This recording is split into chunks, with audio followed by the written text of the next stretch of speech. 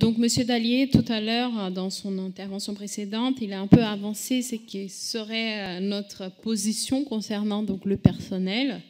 Et on tient donc à expliquer notre position des élus insoumis. Mais contrairement et vraiment totalement au contraire à sa position, pour nous pensons un budget qui n'est pas un budget qui part de logique comptable et libérale, mais qui part des besoins des gens.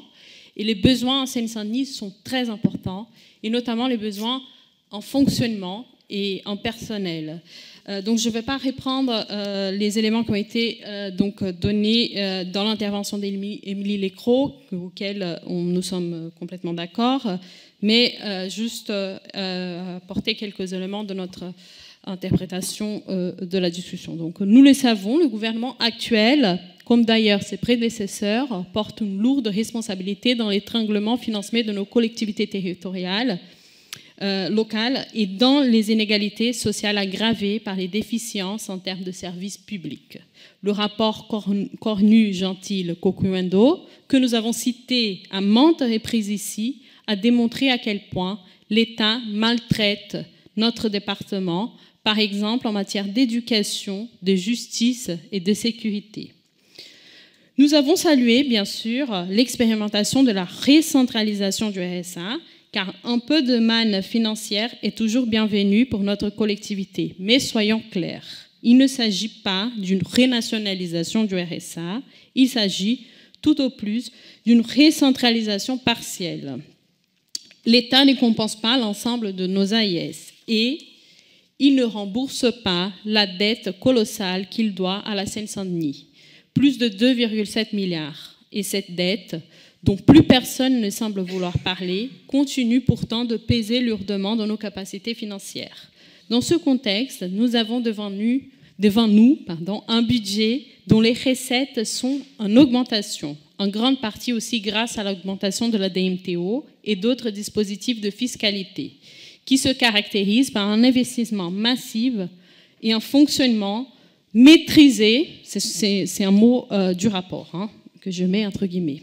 Un investissement massif. Bien sûr, nous devons investir pour répondre aux besoins de la population en termes de collèges ou d'équipements sportifs et culturels. C'est indispensable. Mais il semble que la flamme des JO 2024 ait embrasé cette section des dépenses, avec les inévitables répercussions sur le fonctionnement qui se retrouvent du coup à peine stabilisés. Et nous regrettons d'ailleurs certains choix du projet olympique qui ne sont pas les plus respectueux de l'environnement et des besoins urgents des populations de notre territoire.